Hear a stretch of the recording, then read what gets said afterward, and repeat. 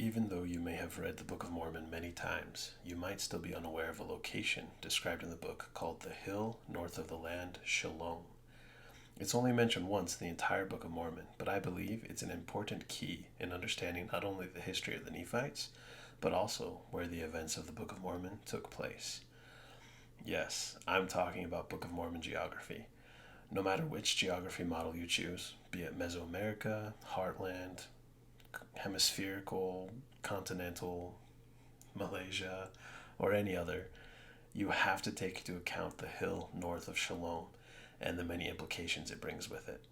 We've been reading the Book of Mormon for almost 200 years, but we haven't given the hill north of Shilom its due diligence. Until now. In this podcast, I will present my theory about this mysterious hill located north of the land of Shilom. As you listen, you'll learn things that were probably in the lost 116 pages. You'll learn that there were most likely 2 cities of Nephi.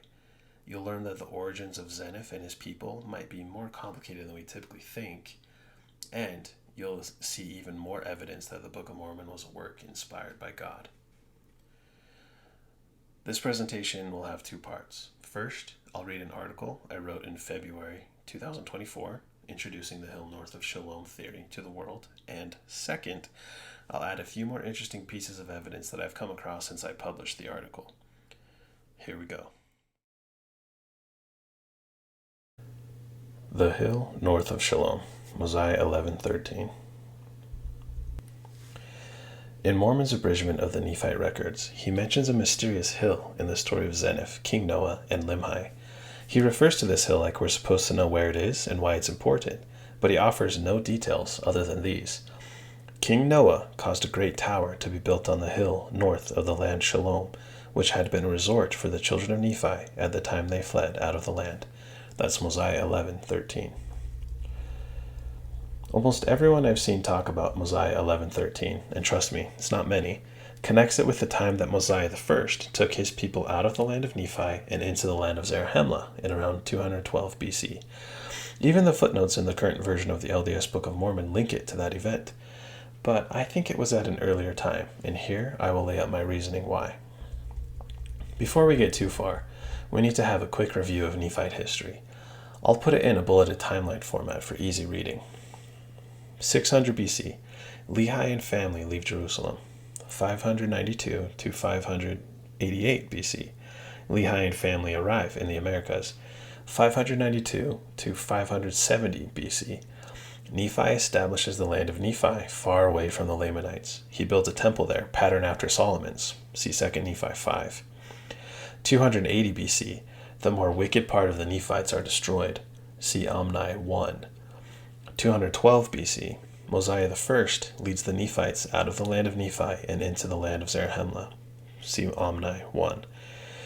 180 BC, Zeniff and others return to inhabit the land of Nephi. See Mosiah 9. About 145 BC, King Noah builds a tower on the hill north of Shilom. That's Mosiah 11. So, already over 400 years of Nephite history has passed, and sometime in there, the children of Nephi fled out of the land and found refuge on the hill north of the land Shilom. Of course, an obvious choice for when this happened would be Mosiah I's exodus out of there, but what people seem to always forget is the prophecy of Jacob, Nephi's little brother. Sometime around 545 to 488 BC, Jacob gets up in Nephi's temple and preaches a powerful sermon. It's the famous one about polygamy and stuff like that. But in this same speech, he also gives a warning to his Nephite listeners. But woe, woe unto you that are not pure in heart, that are filthy this day before God. For except ye repent, the land is cursed for your sakes. And the Lamanites, which are not filthy like unto you, nevertheless they are cursed with a sore cursing, shall scourge you, even unto destruction. And the time speedily cometh, that except ye repent, they shall possess the land of your inheritance, and the Lord God will lead away the righteous out from among you. That's Jacob 3, verses 3 through 4. Here, Jacob warns his people that if they don't repent, eventually the Lamanites will destroy them and take over their land, but not before the Lord leads the righteous out safely. Now, this promise is not fulfilled for many, many years later, as attested to in the famously short accounts of the Nephite record keepers. If we follow their timeline down for a while, the books of Enos through Omni, we find that while the Lamanites came against the Nephites many times, they were not successful in destroying them until around 280 BC. Read carefully what Ammoron says about the episode.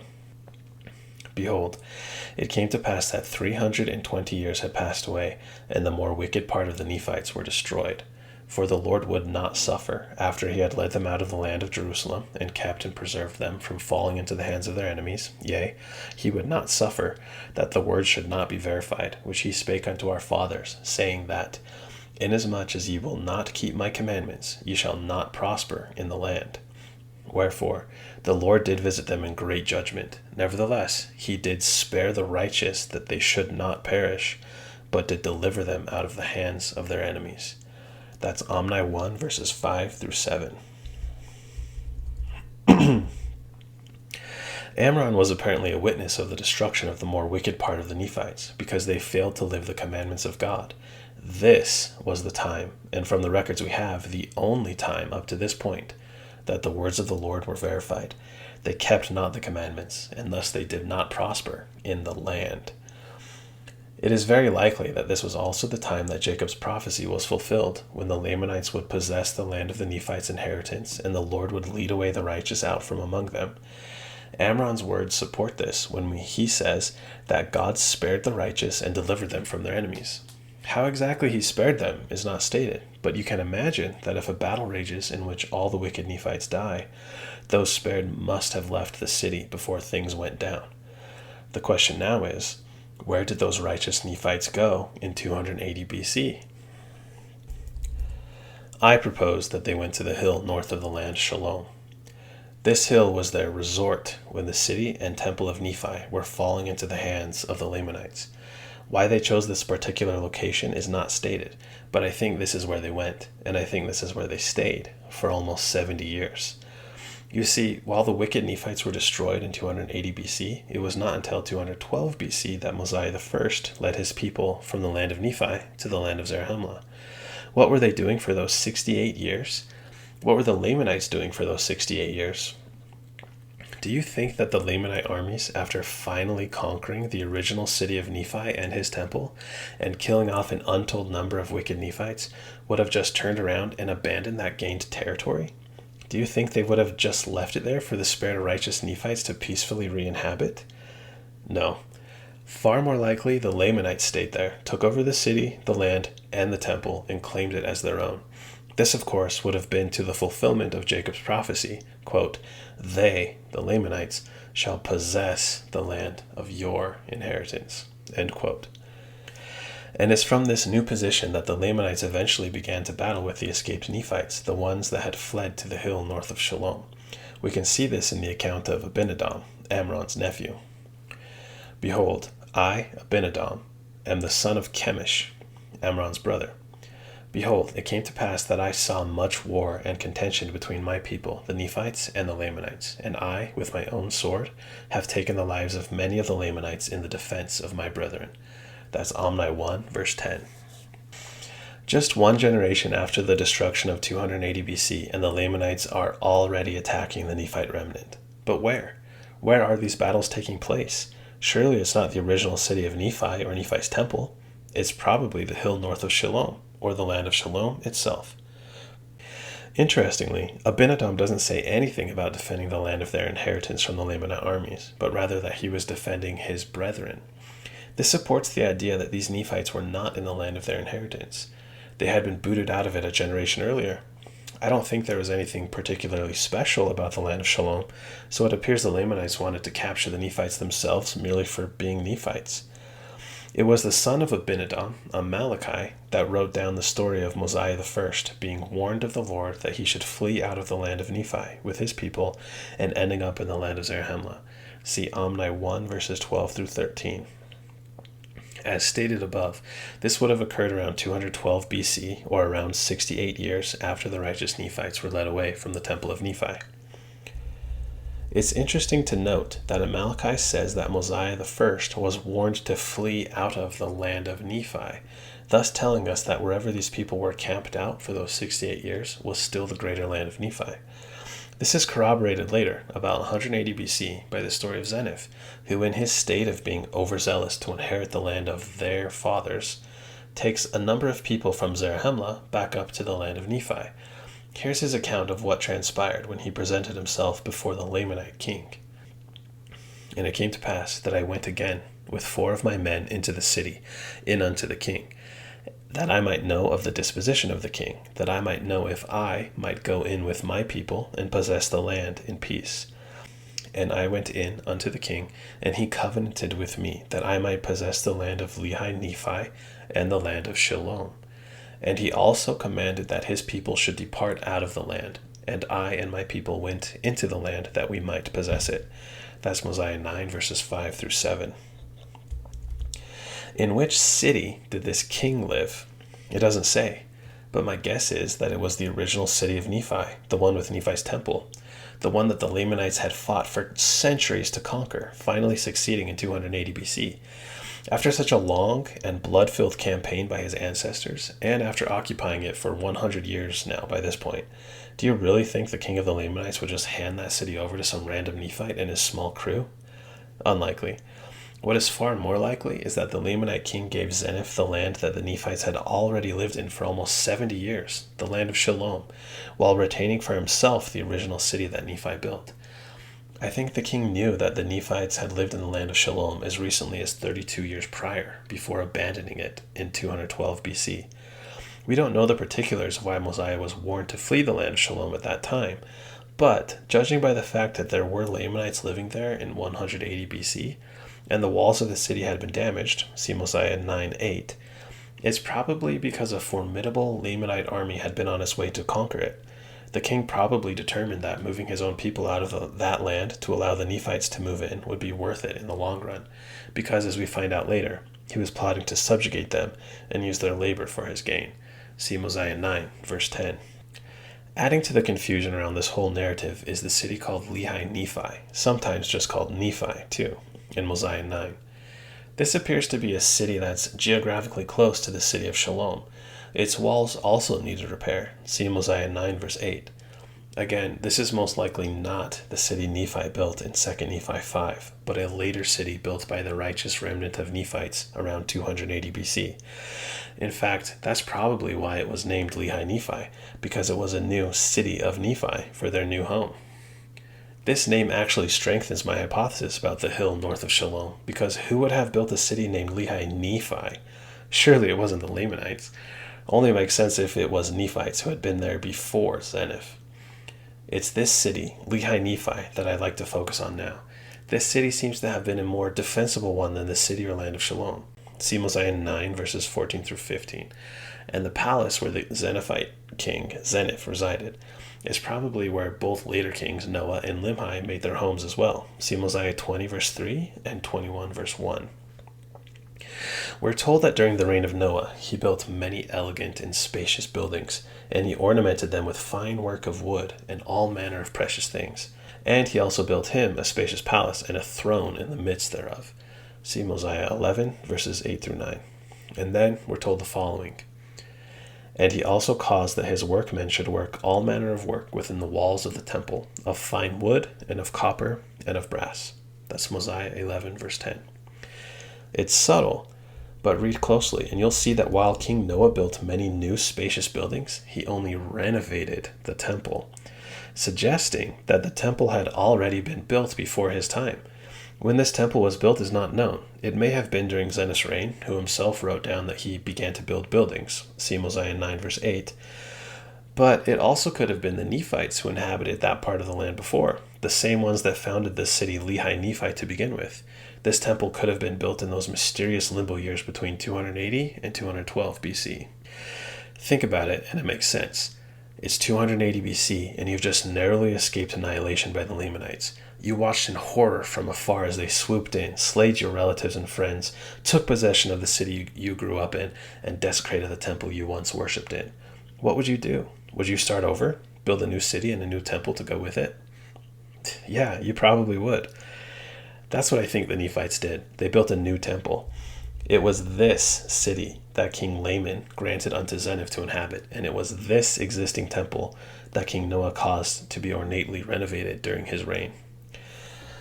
About 68 years later, when Mosiah was inspired to lead his people away from that city and temple, the Lamanites must have taken control of it, some of them settling there. This is why King Laman had to move some of his Lamanite people out of the land of Shilom and surrounding areas when Zeniff approached him. See Mosiah 9 verse 7.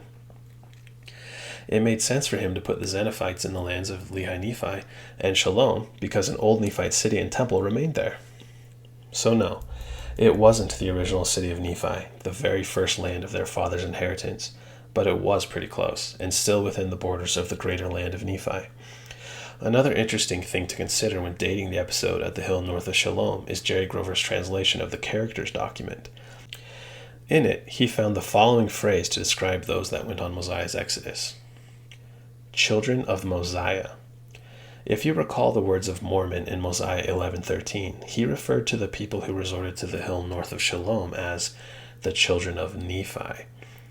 Is this a subtle clue from Mormon and or Moroni that these are describing two different events at two very different times? And finally, another interesting piece of the overall puzzle is the mysterious Aminadai. He's mentioned tangentially in the Book of Mormon many years after he would have lived. All we know about him comes from a short shout-out in a sermon given by Amulek in around 82 BC, which includes the following. Quote, I am Amulek, a descendant of Aminadai, and it was that same Aminadai who interpreted the writing which was upon the wall of the temple, which was written by the finger of God. End quote. That's Alma 10, verse 2. Who is this Aminadai? When did he live? And what's the significance and context of his story? Amulek speaks about him like all the Nephites knew who he was. Mormon put this in his abridgment, so it's like he expected us as readers to know who Aminadai was. It's likely that his story is housed within the lost 116 pages, which roughly would have covered 600 to 124 BC.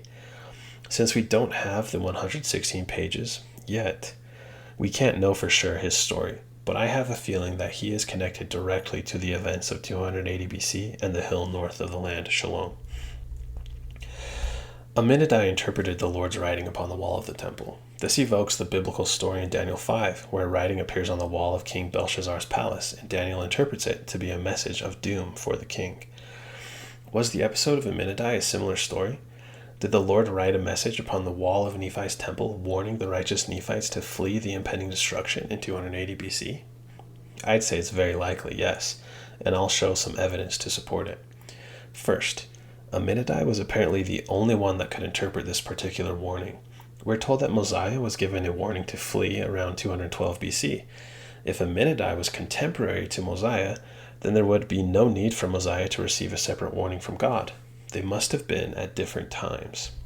Second, the genealogical information presented about Aminadai and others indicates that he was probably at least one generation older than Mosiah I and could have easily lived in the 280 BC time period.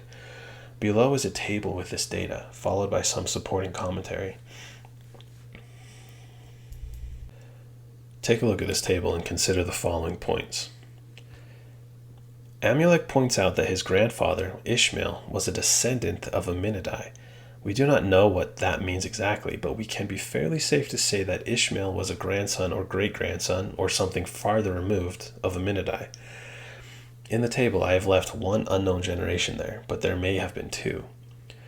We know that Alma II and Amulek were contemporaries because around 82 BC they started hanging out and preaching the good word together.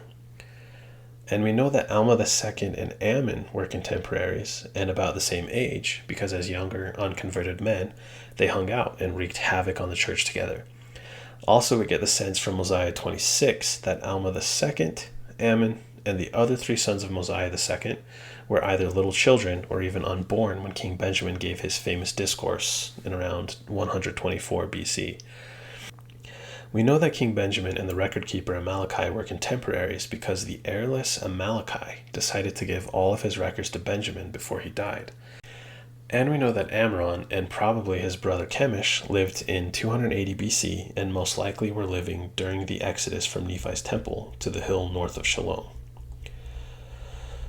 Putting it all together, we see that since Amram was alive for the destruction in 280 BC, that it's likely that Aminadai was too. Third, the precedent in the Book of Mormon seems to be that if one wants to interpret some type of writing, one must use the Nephite interpreters. Mosiah II used these interpreters to translate the Book of Ether. See Mosiah 28, verses 11 through 13. Mosiah I probably used these interpreters to decipher the large stone dedicated to the life of Coriantumr. See Omni 1, verses 20 through 22. And it stands to reason that Aminadai used these same interpreters to understand the writing on the wall of the temple. If both Aminadai and Mosiah I possessed them, then Aminadai must have lived before Mosiah I, who was unborn at the time of the 280 BC destruction. Don Bradley, who has an excellent book on the lost 116 pages, believes that Mosiah I discovered the interpreters while on the exodus to the land of Zarahemla. I disagree with this, and I think it's more likely that the interpreters already existed among the Nephites by 280 BC and were handed down to Mosiah I at some point. How this happened exactly is a topic open for discussion, but beyond the scope of this article. And so, if I were to weave it all into one cohesive narrative, here's what I'd say, in timeline format. 280 BC. Aminadai interprets the writing on the wall of the temple, warning of destruction by the Lamanites. He gathers a following of believers in the Word of God and gets out of there. They stop at the hill north of the land of Shilom and make it their resort from the violence. They decide to stay there. 280 to 212 BC. The Nephites build a new city called Lehi Nephi near Shilom, possibly on the hill north of Shilom itself. They build a new temple there. They end up living there for around 68 years. At some point, the Lamanites from the original city of Nephi begin attacking them, but the Nephites retain their land. However, they cannot hold them off forever. 212 BC. Mosiah I receives the word of the Lord commanding him to take his people and leave the land of Nephi for good. He obeys, and they make their way to Zarahemla. 180 BC. Zeniff returns to the land of Nephi and reclaims the lands of Lehi Nephi and Shilom for the Nephites/Zeniphites. Around 145 BC, King Noah renovates the old temple in the city of Lehi Nephi. 120 BC, the Limhites abandon the lands of Lehi Nephi and Shilom and move to Zarahemla.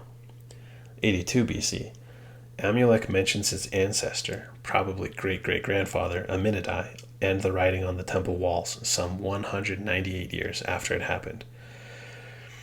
Do you think this theory is a plausible explanation for the extant text of the Book of Mormon? Where do you think the hill north of Shilom falls into the Nephite timeline? Okay, so that's what I wrote in my blog in February 2024, and now I'm going to add some new things that I've discovered since then. Okay, so here's the theory in a nutshell. There are two cities of Nephi within the greater land of Nephi. The Lamanites conquered the original city of Nephi and never gave it back to the Nephites. As you can see in this diagram, number 1 talks about how when Nephi first came into the land of Nephi and he built the city and temple of Nephi. Then number 2 shows the time period around 280 BC when the Lamanites conquered the city of Nephi and the righteous Nephite survivors fled to the hill north of Shilom. Number 3 shows us when Mosiah I took the Nephites from the land of Shilom to Zarahemla. And number 4 shows how Zeniff went from the land of Zarahemla back to the land of Shilom.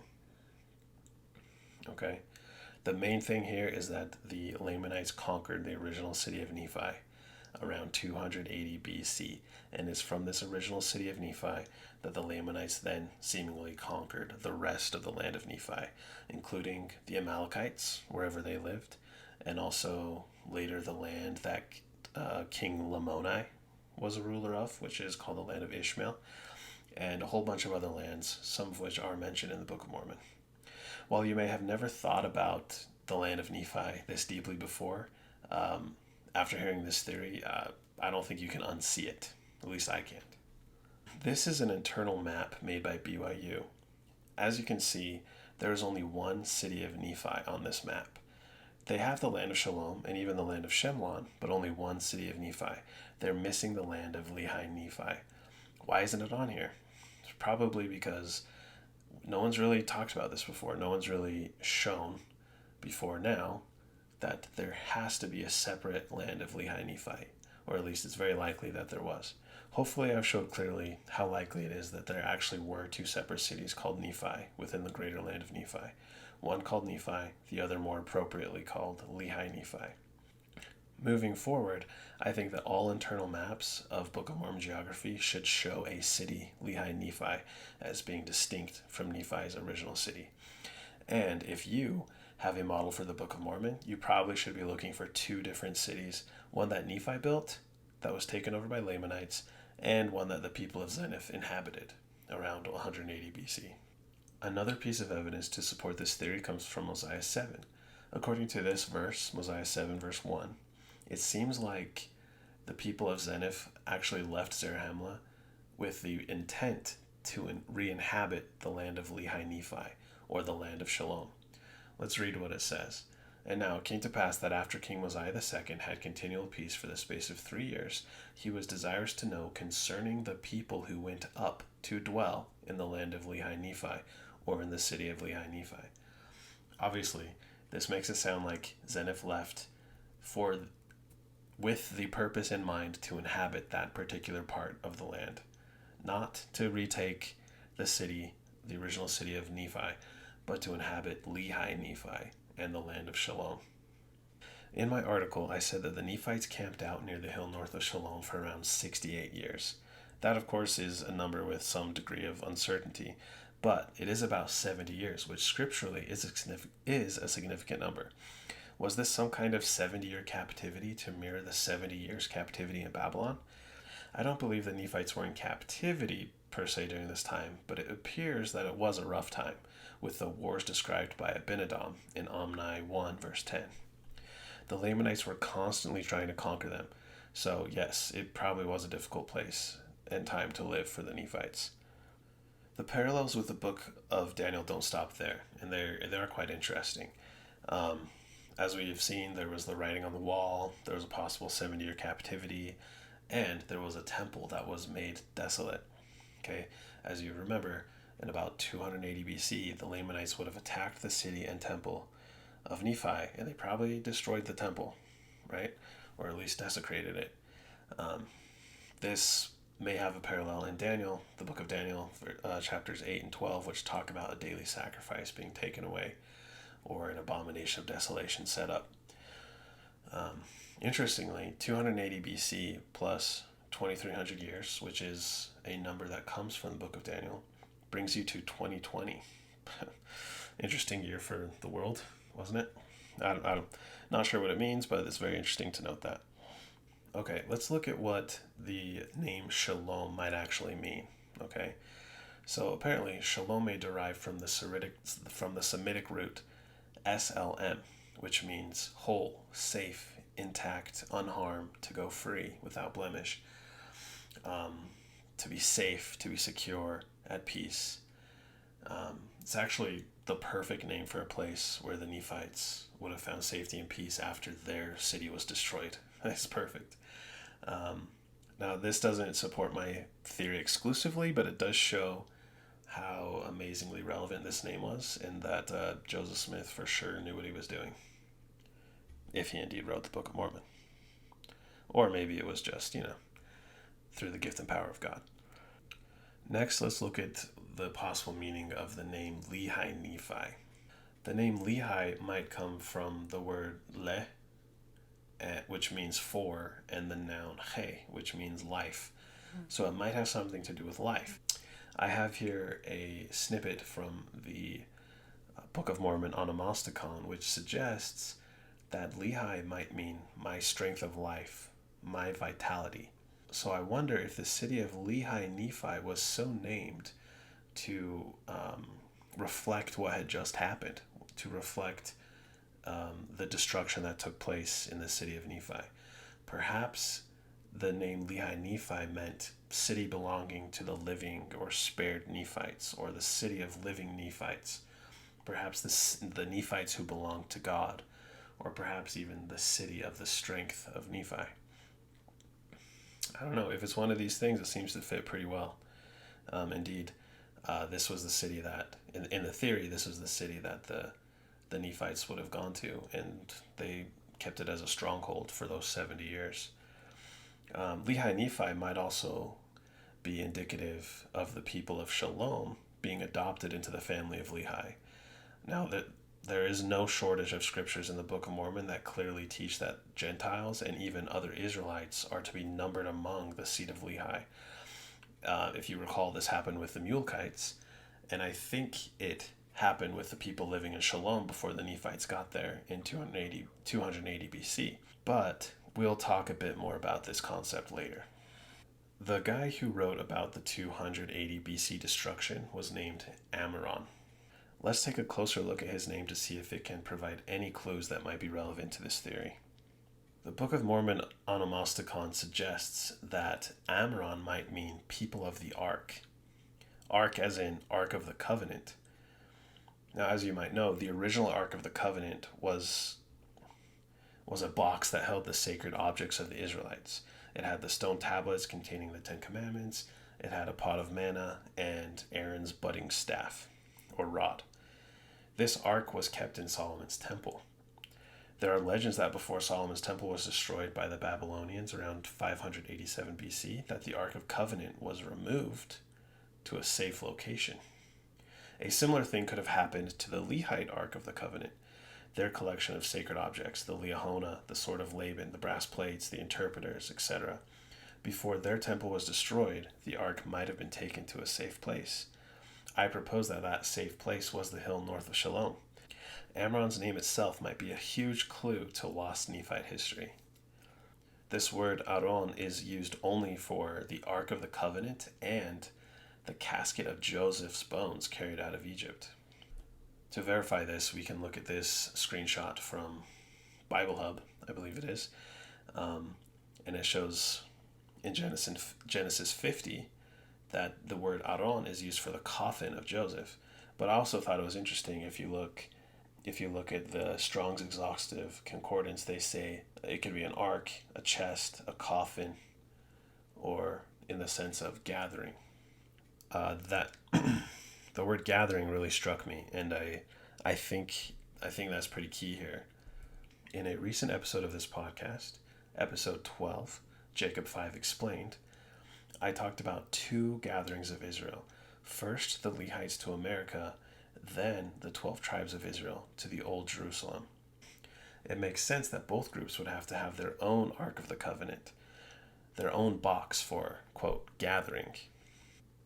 Plus, I think that one of the signs that there indeed will be two gatherings of Israel are the solar eclipses that drew an Aleph over America and the future solar eclipses that will draw a Tav across the Middle East.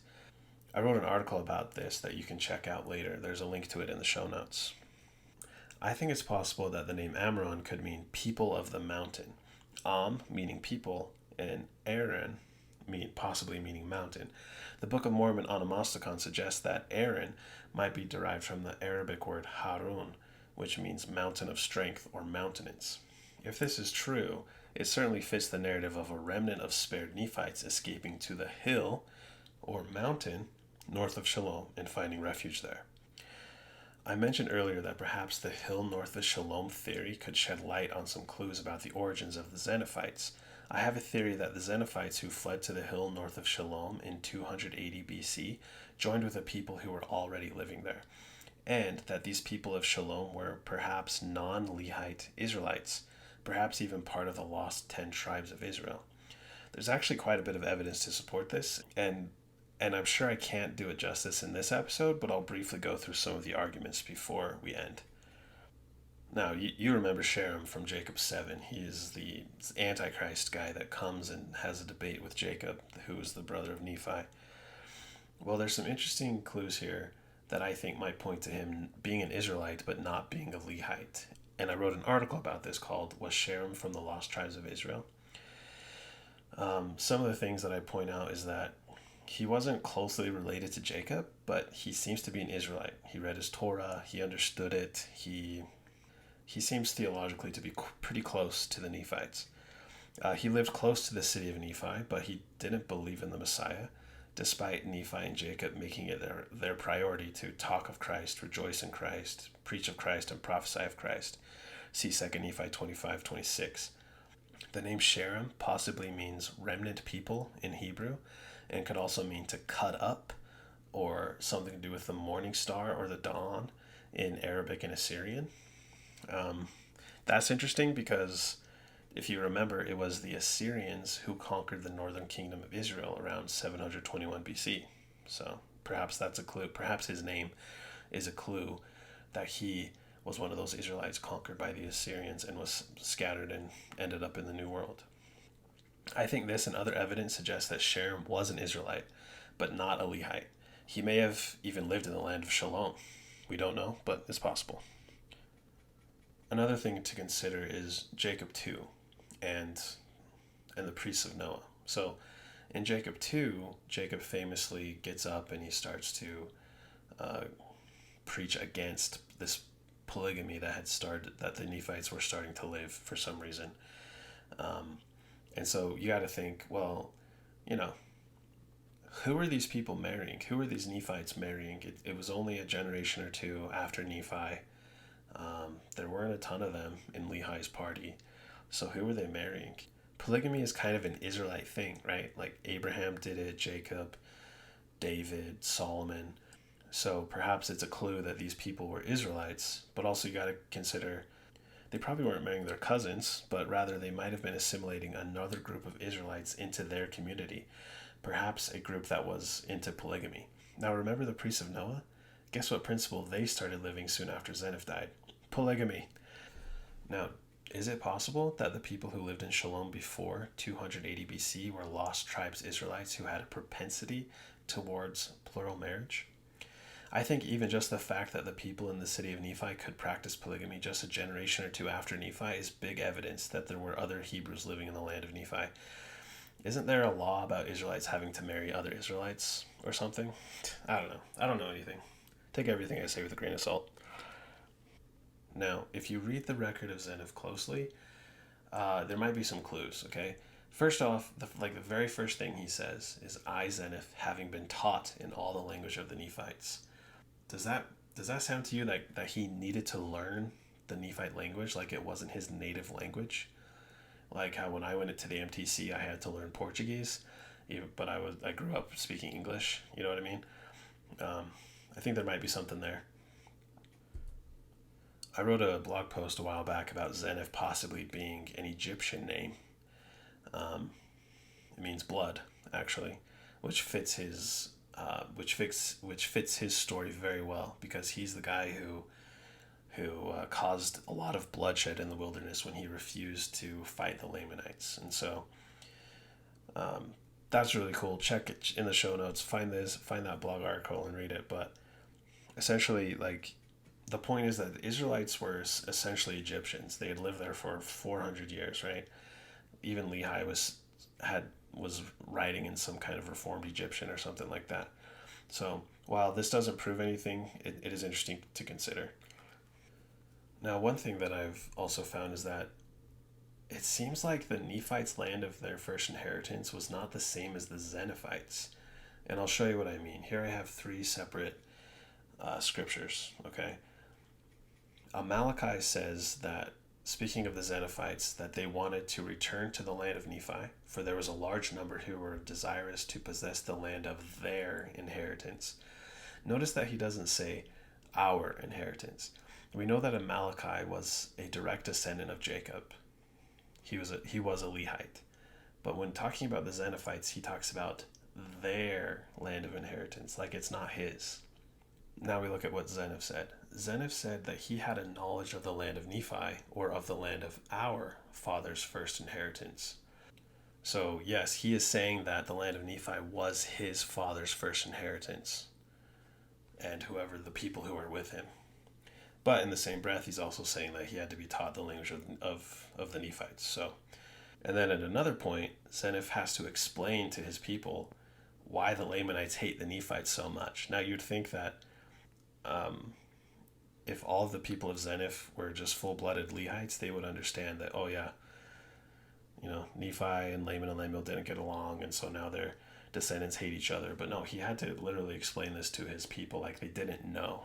So that could also be indicative that they were not Lehites, but they were Israelites.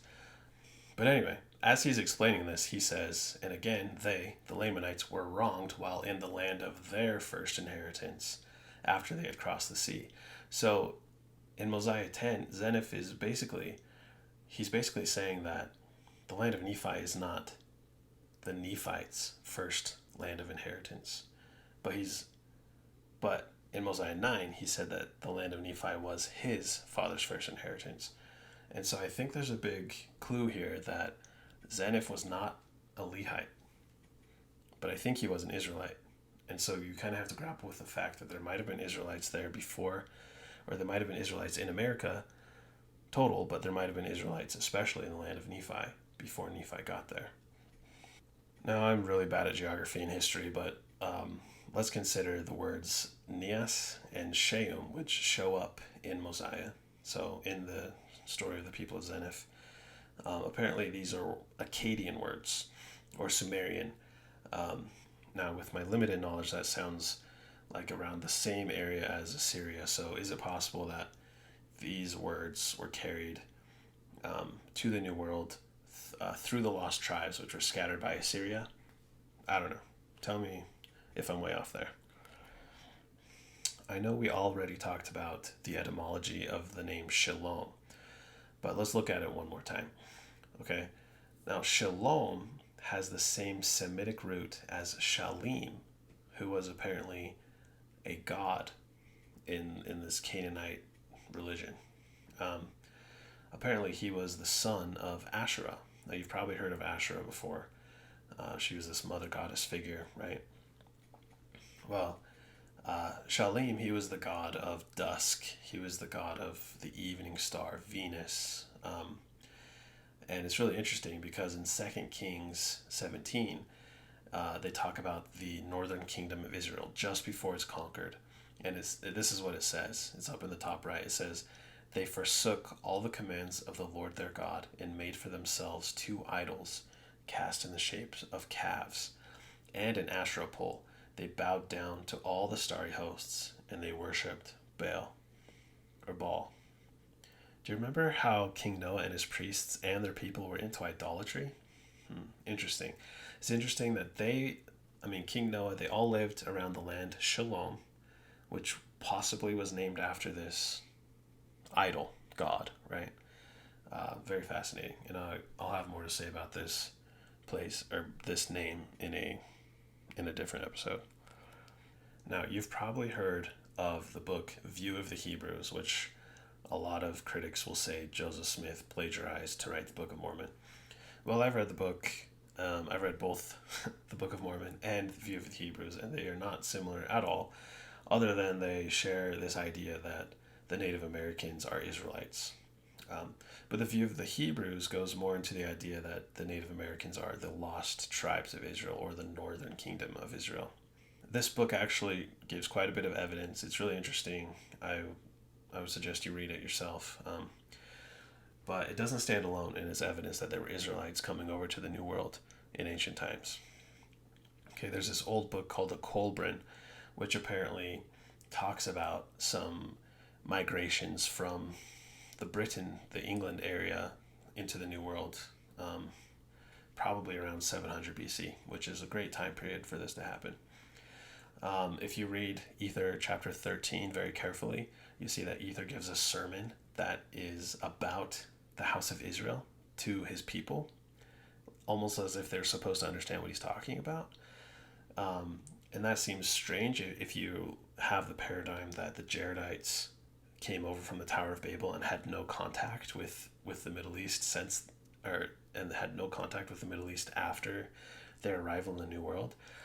And so Ether 13 itself is probably a huge clue that the people that Ether was talking to were Israelites and that they had come and they had mixed with the Jaredites before Lehi even got there.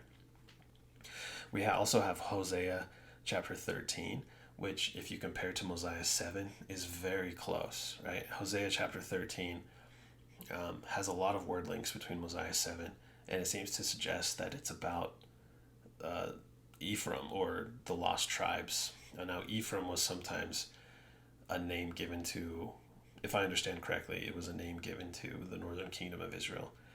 Kind of this catch-all phrase, because Ephraim was apparently the leader of the northern kingdom.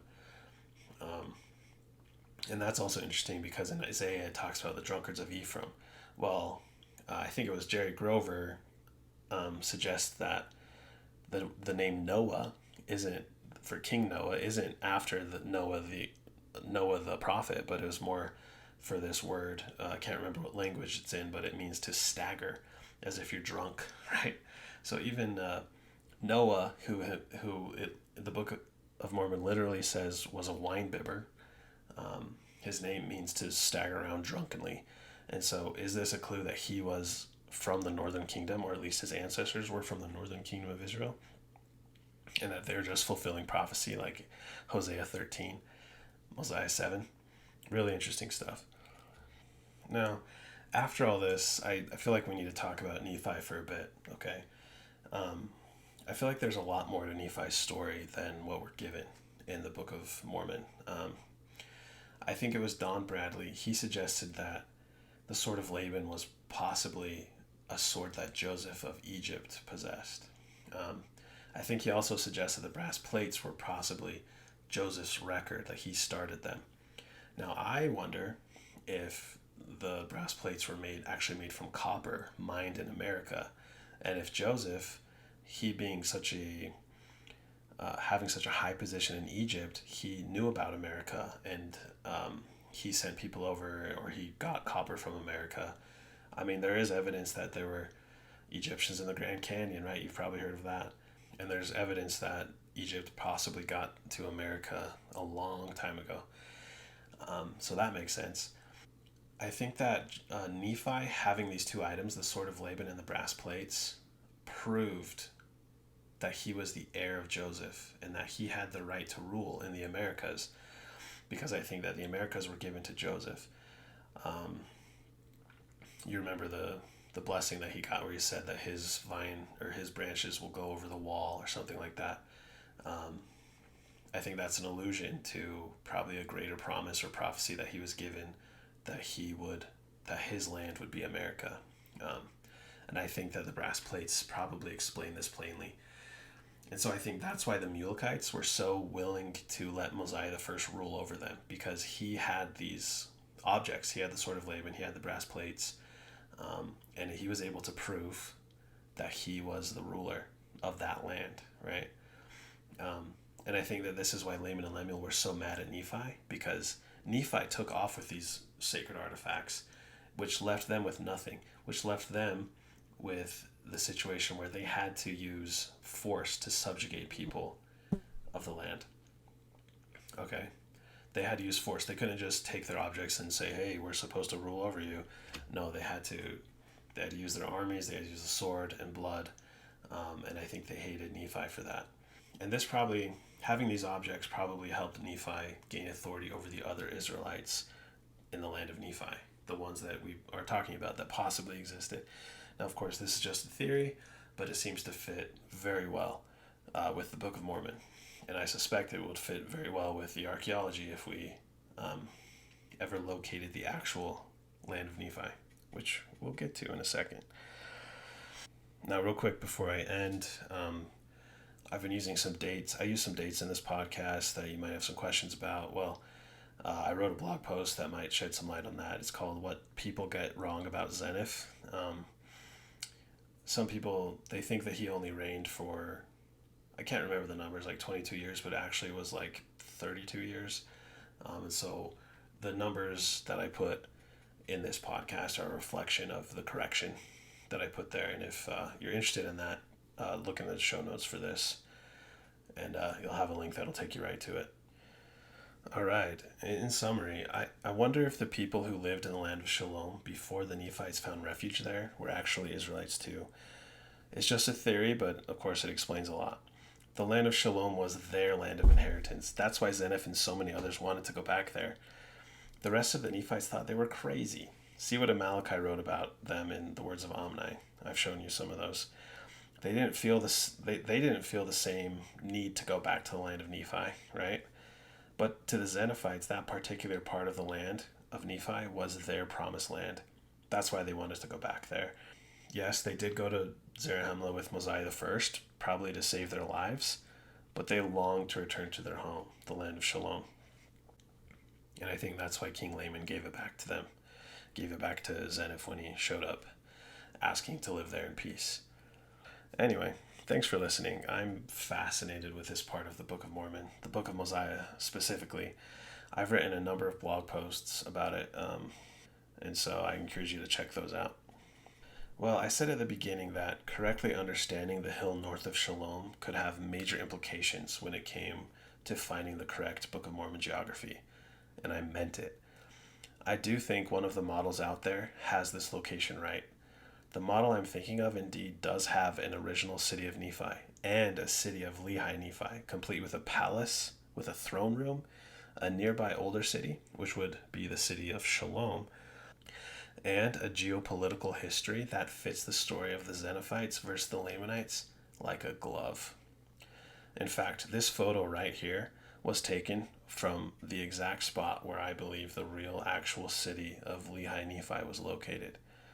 Stay tuned for my next episode, Mormon Theories, episode number 15, where I will share this ancient site and its amazing correlations to the Book of Mormon. For now, go read your Book of Mormon with new eyes. We've only scratched the surface of the treasures that it contains. It's a true record, and I hope that you'll take time to study it.